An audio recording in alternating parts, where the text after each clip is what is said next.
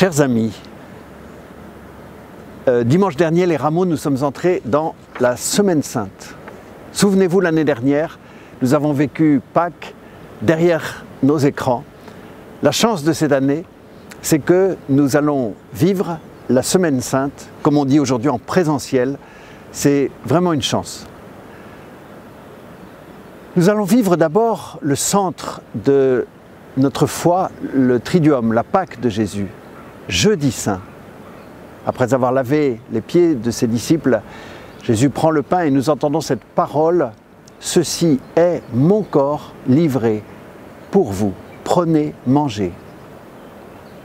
Puis le vendredi saint, après un épouvantable calvaire, Jésus termine par une parole de totale confiance. « Père, entre tes mains, je remets mon esprit ».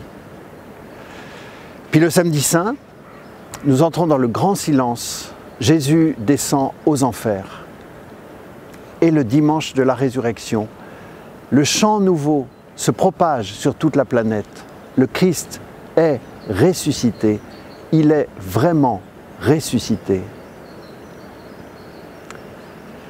Toutes vos paroisses se sont réorganisées en fonction des contraintes du couvre-feu. Vous trouvez tous les horaires sur les feuilles d'information paroissiales et sur les sites internet. Nous vous offrons un rendez-vous chaque soir du jeudi saint, vendredi saint, samedi saint, de 20h30 à 21h15 pour un temps de catéchèse et de témoignage. Le jeudi 1er avril, le père Erwan Simon fera une catéchèse liturgique à l'heure de Gethsémani. Le vendredi saint, le père Julien Manévi à l'heure de la mise au tombeau du Seigneur. Le samedi saint, le père Jean-Marie Baguenard sur la liturgie de Pâques. Ainsi, depuis votre domicile, il vous suffit de cliquer sur le site du diocèse de Soissons pour pouvoir vivre chez vous cette catéchèse et approfondir la Pâque de Jésus. Alors pourquoi ce sont des prêtres de Paray-le-Monial? À vrai dire, nous avions prévu que les 17 séminaristes de la propédeutique de Paray-le-Monial, dont l'un des nôtres, viennent et sont accueillis à la cathédrale de Laon pour tout le Triduum pascal, 4 jours.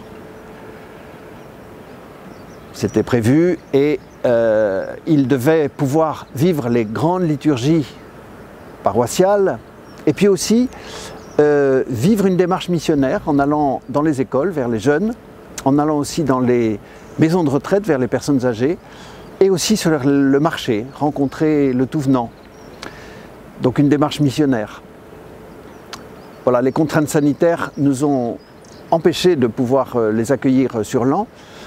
Et je dirais une fois de plus, des projets qui sont ajournés, mais nous avons conservé ce rendez-vous.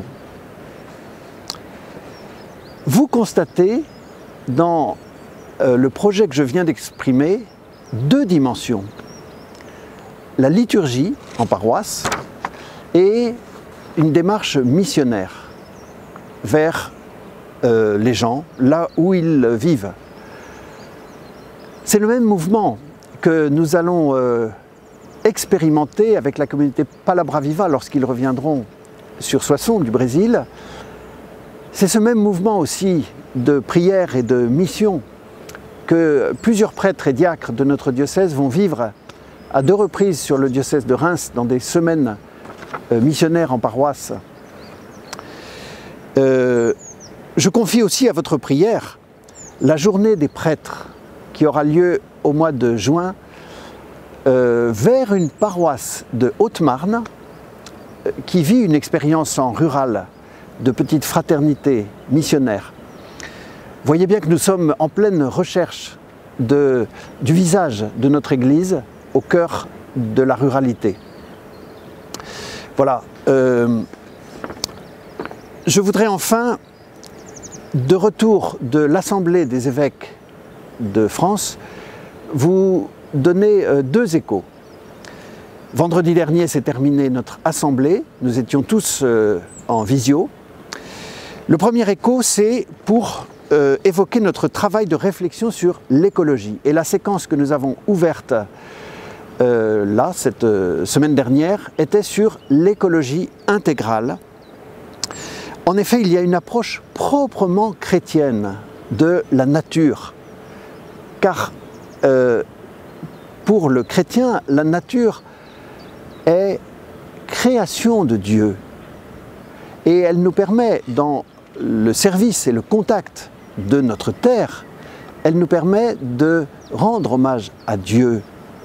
Il y a bien une voie proprement chrétienne pour vivre l'avenir de notre planète et la réflexion sur l'environnement. Et nous pouvons identifier comment Saint Paul affirme à propos du Christ: tout a été créé par lui et pour lui.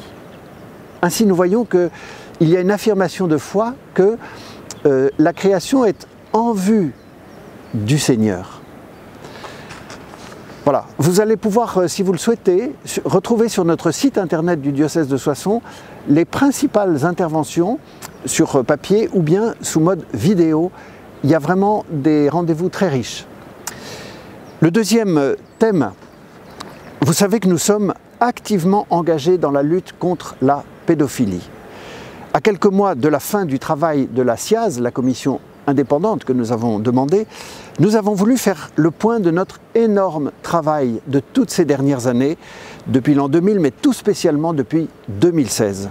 Les 100 évêques de France, d'un commun accord, ont écrit aux catholiques de France une lettre pour exposer l'état de notre travail et les perspectives d'avenir. Nous sommes résolus à ce que l'Église soit une maison sûre et qu'ainsi beaucoup puissent retrouver la confiance qu'ils avaient perdue ou peut-être qu'ils n'avaient jamais eue. Nous sommes en train de vivre une nouvelle étape. Vous pouvez aussi, sur le site de notre diocèse, trouver des éléments et puis la presse s'en fait écho. Je vous invite en particulier à consulter et lire notre lettre aux catholiques de France. Voilà, enfin, en entrant dans la Semaine Sainte, je voudrais dire à l'immense majorité des prêtres notre profonde estime, notre gratitude pour leur fidélité, leur générosité au service du peuple de Dieu. Voilà, sainte semaine de la Passion du Seigneur et surtout sainte fête de Pâques. À bientôt.